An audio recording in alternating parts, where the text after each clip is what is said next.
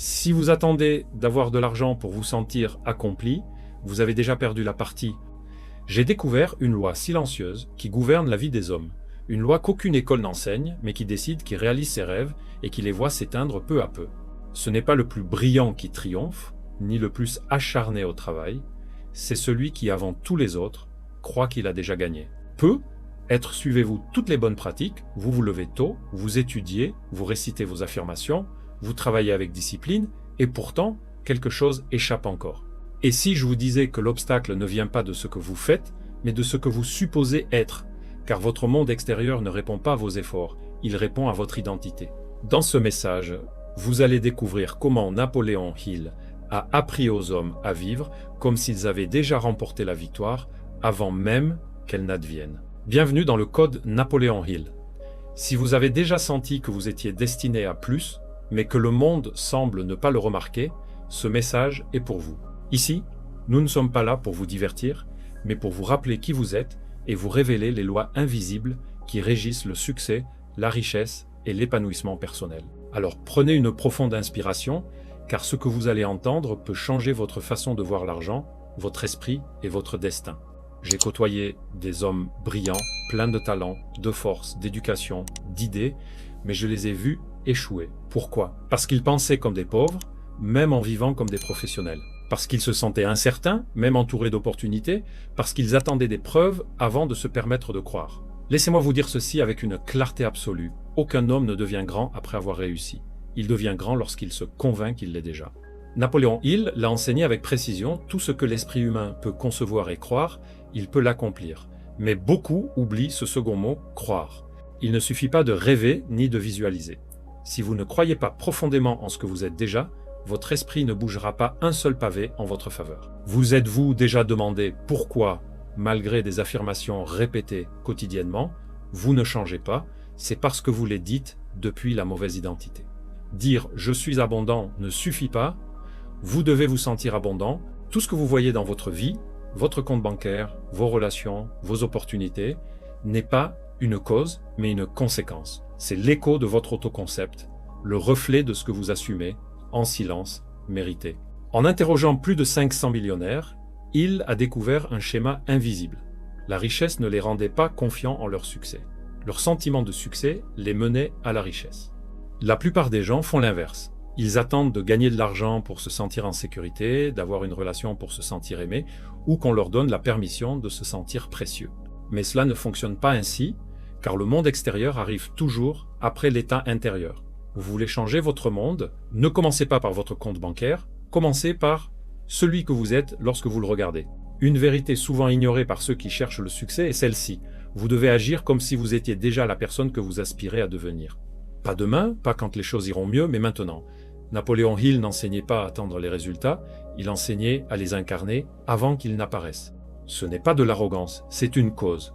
La foi est cet état de certitude intérieure qui précède toute manifestation extérieure. Imaginez un homme qui veut être riche, mais qui pense comme un pauvre, parle comme un pauvre, agit comme un pauvre.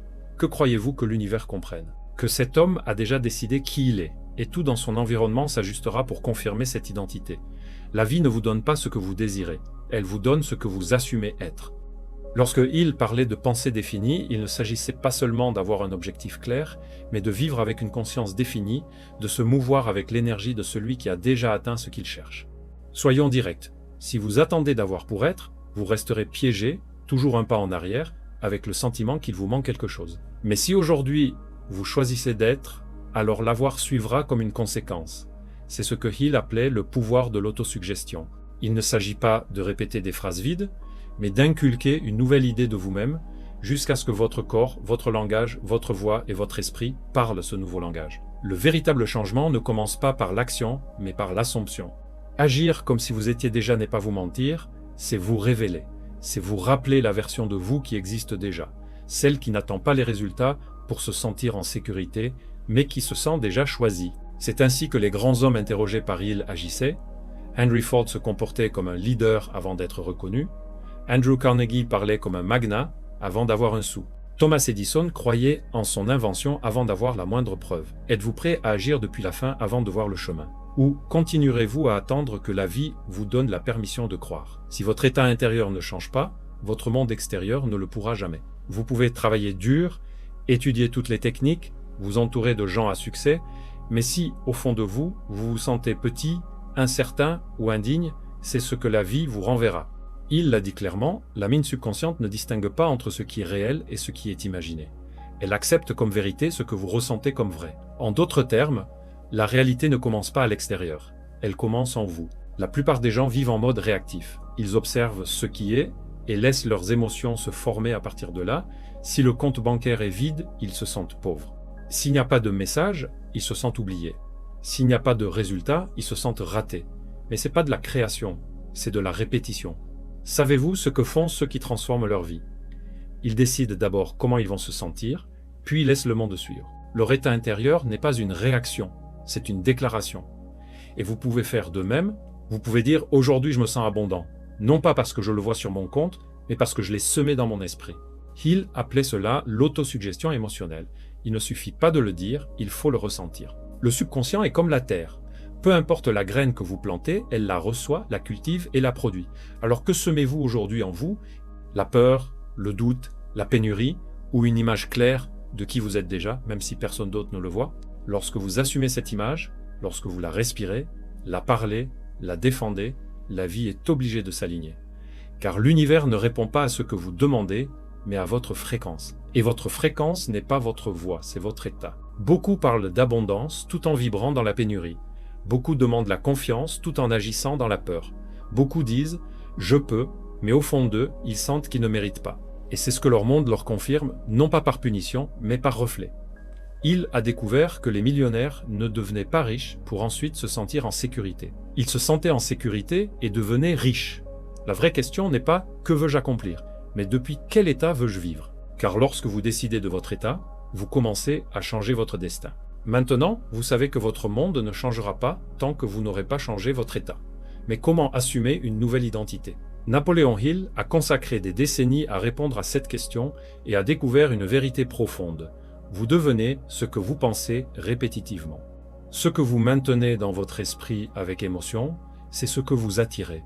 Le premier pas n'est pas d'agir différemment, mais de se sentir différemment. Pour cela, vous avez besoin de deux outils, l'autosuggestion et la répétition émotionnelle. Qu'est-ce que l'autosuggestion? C'est l'acte conscient d'implanter dans votre esprit une image de vous-même jusqu'à ce que votre subconscient la croie. Le secret n'est pas seulement de répéter des phrases, mais de les ressentir jusqu'à ce que votre corps les croie. Vous pouvez dire 1000 fois « je suis un succès », mais si vous le faites avec doute, anxiété ou besoin, votre esprit ne l'accepte pas. Mais si vous fermez les yeux, respirez profondément et vous imaginez marcher avec assurance, parler avec clarté, agir avec certitude, cet état commence à s'installer en vous. Hill recommandait de le faire le matin et avant de dormir, moment où l'esprit est ouvert, réceptif, malléable. Si chaque soir, avant de fermer les yeux, au lieu de ressasser vos erreurs, vous repassez votre vision accomplie, votre subconscient travaillera pendant votre sommeil.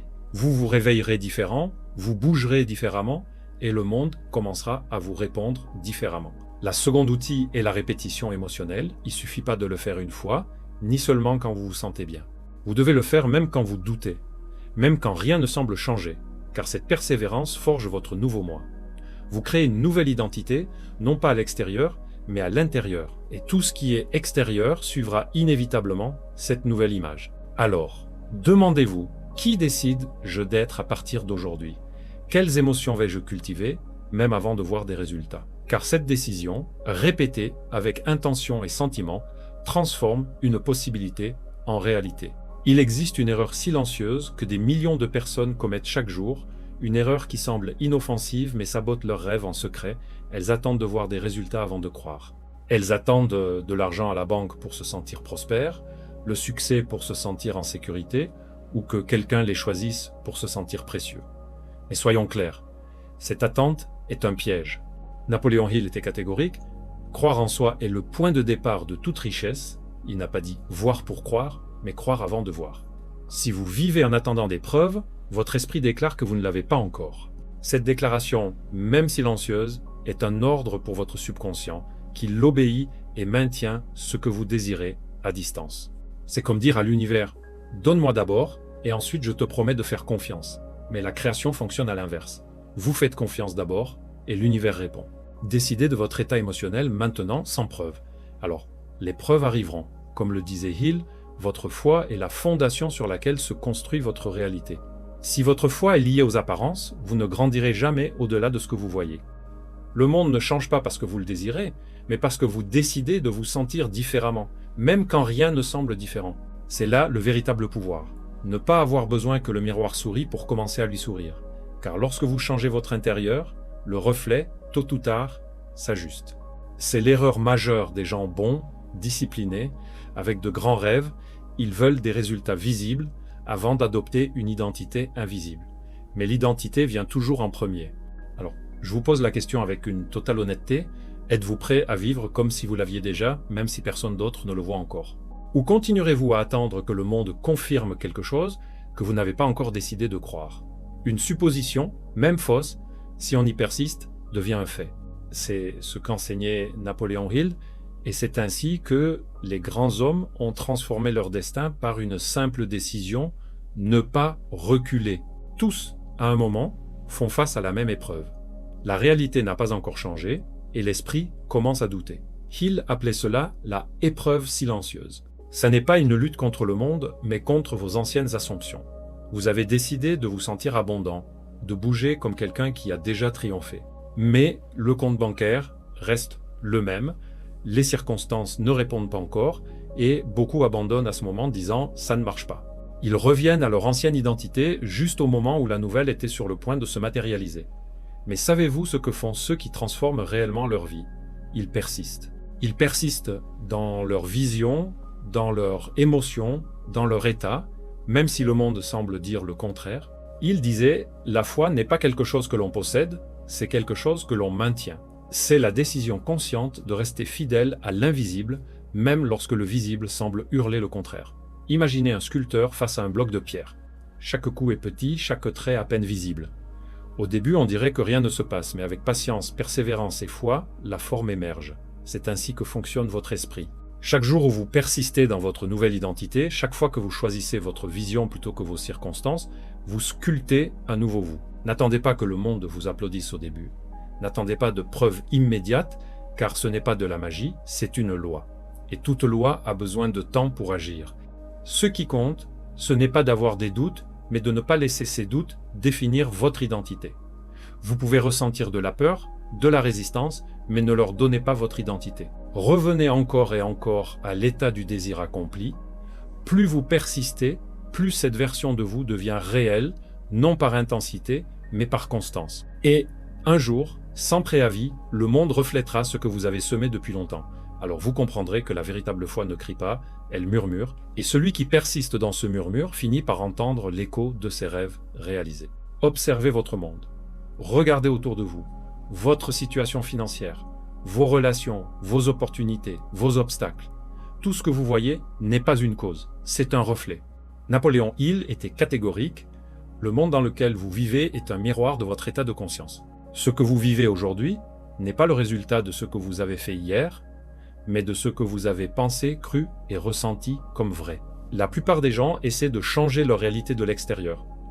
Ils changent de travail, de partenaire, de ville, mais s'ils ne changent pas leur identité, s'ils ne changent pas ce qu'ils assument comme vrai à leur sujet, leur réalité se répète. Les formes changent, mais le fond reste le même. Car peu importe combien de fois vous redessinez votre environnement, si vous ne redessinez pas votre esprit, tout reflètera la même chose. Il appelait cela la loi de l'esprit dominé par la foi. Ce que vous croyez avec foi devient votre réalité objective. Les gens pensent vivre dans un monde objectif, mais ils vivent dans un monde interprété. Deux personnes peuvent vivre la même situation. L'une se sent puissante, l'autre victime. Pourquoi? Parce que chacune projette son propre concept intérieur. L'une assume qu'elle est capable, et tout le confirme. L'autre assume qu'elle est destinée à perdre, et trouve des preuves. C'est comme marcher dans une ville avec des lunettes colorées. Peu importe que la rue soit blanche, si vos lunettes sont bleues, vous la verrez bleue. Vos lunettes, c'est votre conscience. Si vous ne les changez pas, tout votre monde sera filtré par cette programmation invisible. La question n'est pas « que se passe-t-il dehors ?», mais « que suis-je en train de projeter vers l'extérieur ?» Si vous assumez que l'argent est rare, la vie vous montrera de la rareté. Si vous assumez que vous êtes invisible, les gens vous ignoreront. Si vous assumez que vous ne pouvez pas, l'univers respectera votre décision. Mais si vous assumez que vous êtes précieux, digne, capable, prospère, alors votre monde commencera à se modeler selon cette supposition. Le pouvoir ne réside pas d'abord dans ce que vous faites, mais dans ce que vous décidez d'être. Ensuite, tout s'ajuste. Ce que tous les hommes véritablement prospères partagent, ce n'est pas l'argent ni le savoir, mais leur énergie lorsqu'ils entrent dans une pièce. Il ne s'est jamais lassé de le répéter, l'attitude avec laquelle vous faites quelque chose est plus importante que ce que vous faites, car votre attitude est le langage de votre identité. Le monde entend votre ton de voix, votre démarche, vos silences, vos pauses, bien avant vos paroles. Alors, demandez-vous comment marche quelqu'un qui se sait déjà précieux? Comment respire quelqu'un qui se sent déjà riche? Comment répond quelqu'un qui n'a plus besoin de prouver sa valeur? Élever votre standard d'être ne signifie pas faire étalage, ce n'est pas feindre la confiance. C'est agir avec la dignité silencieuse de celui qui sait ce qu'il vaut. Il l'a vu chez Carnegie, Edison, Ford. Tous avaient un autoconcept inébranlable. Même avant le succès, ils agissaient depuis une identité solide et définie. Et que faisait cette identité? Elle attirait les bonnes circonstances, car la vie ne répond pas à vos besoins, mais à votre énergie.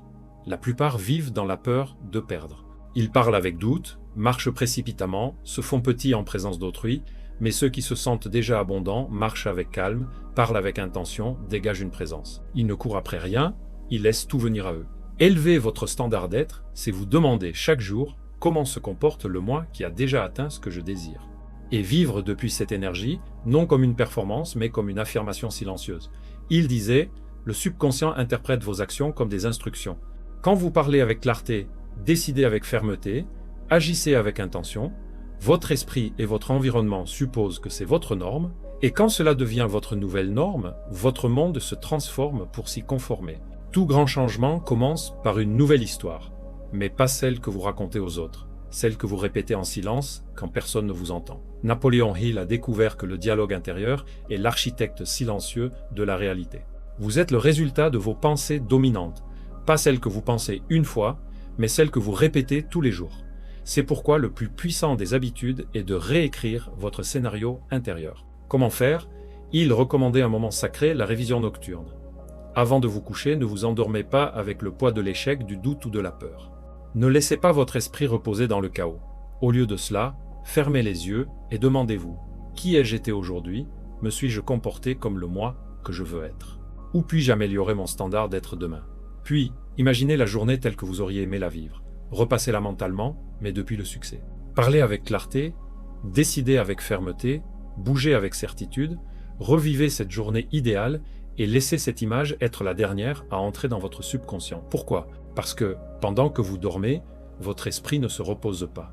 Il enregistre, répète et renforce la dernière émotion que vous lui avez donnée. Si cette émotion est la confiance, la vision, la gratitude, le succès, tout votre système nerveux commencera à s'aligner dans cette direction. C'est la manière la plus simple et profonde de devenir quelqu'un de nouveau.